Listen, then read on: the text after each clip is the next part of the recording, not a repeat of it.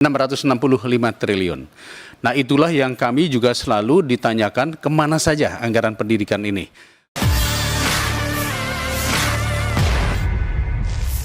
Komisi 10 DPR mencecar Nadiem Makarim soal penggunaan anggaran fungsi pendidikan yang ada di APBN 2024. Dari total 665 triliun rupiah, Kemendikbudristek hanya mengelola 96,9 triliun rupiah. Menanggapi pertanyaan ini, Sekjen Kemendikbudristek Suharti memberikan penjelasan. Ia menyebut, setiap kementerian memiliki kewenangan untuk menentukan penggunaan anggaran. Sebetulnya kita ingin mendapatkan penjelasan dari Kementerian Pendidikan. Asumsi di luar adalah bahwa anggaran pendidikan itu 20% dari APBN. Seandainya APBN kita APBN kita di angka mungkin hampir 3.300 triliun, artinya kalau 20%-nya mestinya itu di angka 665 triliun. Nah, itulah yang kami juga selalu ditanyakan kemana saja anggaran pendidikan ini. Lalu kemudian kami coba mereview kenapa selama ini anggaran pendidikan yang turun di Kemendikbud itu hanya berkisar di 98 triliun. Ini pun baru naik belakangan. Kemarin-kemarin baru 81 triliun. Untuk itu kami juga akan minta pemerintah menjelaskan kemana sih anggaran 660 sekian triliun itu, supaya masyarakat juga paham dan tahu apa fungsi daripada anggaran pendidikan, atau ada lagi namanya fungsi pendidikan. Dan kemudian apa yang dilakukan Kementerian Pendidikan untuk meredam mahalnya biaya pendidikan. Izinkan saya untuk menyampaikan informasi terkait dengan postur anggaran pendidikan khususnya untuk tahun 2024. Sebagaimana kita tahu, belanja negara sesuai dengan Perpres nomor 76 tahun 2023 terkait dengan rincian APBN, belanja negara kita adalah sebesar 3.325, di mana 20% diantaranya digunakan untuk anggaran fungsi pendidikan. Sehingga anggaran fungsi pendidikan adalah sebesar 665 triliun rupiah. Kemendikbudristek sendiri mengelola sebesar 15% dari anggaran fungsi pendidikan atau sebesar 98,9 triliun rupiah.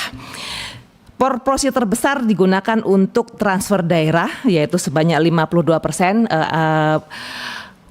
grafik biru di sebelah kiri, dengan anggaran sejumlah 346,5 triliun. Digunakan untuk dana alokasi umum dan dana alokasi khusus, baik itu untuk fisik maupun non-fisik. Untuk DAU mencakup juga gaji dan tunjangan pegawai negeri sipil yang ada di daerah. Kemudian ada 33% lainnya, yaitu sebesar 219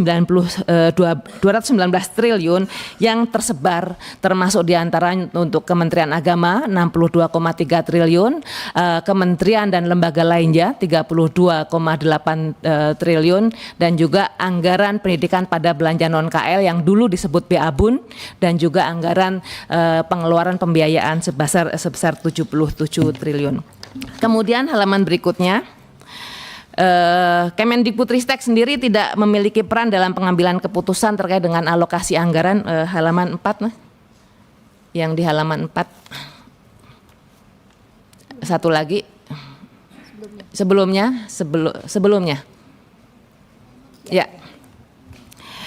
Karena sesuai dengan PP nomor 17 tahun 2017 yang mempunyai kewenangan untuk perencanaan dan penganggaran adalah Kementerian PPN dan Kementerian Keuangan. Maaf, halaman 4 berikutnya. Ya. Pada tahun 2022 kami juga sudah menginisiasi revisi PP nomor 48 tahun 2008 menjadi PP 18 tahun 2022 tentang pendanaan pendidikan, di mana dicantumkan di situ, diamanatkan bahwa Mendikbudristek bersama Menteri Keuangan dan PPN secara bersama-sama menyetujui pengalokasian anggaran pendidikan, namun memang belum bisa dilaksanakan karena PP nomor 17 tahun 2017 belum bisa dilakukan perubahan.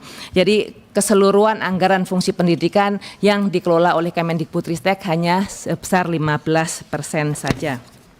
Kemudian berikutnya kami sampaikan bahwa terdapat anggaran pengeluaran pembiayaan yang di warna hijau sebesar halaman 5. Yang warna hijau 12% digunakan untuk salah satunya untuk dana abadi pendidikan sebesar 25 triliun rupiah. Kemudian juga ada belanja pendidikan pada non-KL 47,3 yang warna kuning di bagian kanan bawah. Itu berada di bawah kewenangan pengelolaan Kementerian Keuangan. Untuk dana LPDP sendiri sebagai anggota Dewan Penyantun, Pak Mendikbud Ristek selalu menyampaikan bahwa anggaran tersebut bisa digunakan untuk yang lain-lain, termasuk diantaranya untuk pendidikan non-gelar. Semula alokasi anggaran dana abadi pendidikan lebih banyak untuk pendidikan gelar, sekarang dengan adanya masukan-masukan dari Kemendikbud Ristek, banyak yang digunakan juga untuk non-gelar, termasuk juga untuk mikro kredensial baik di dalam maupun di luar negeri. Download Tribun X sekarang, menghadirkan lokal menjadi Indonesia.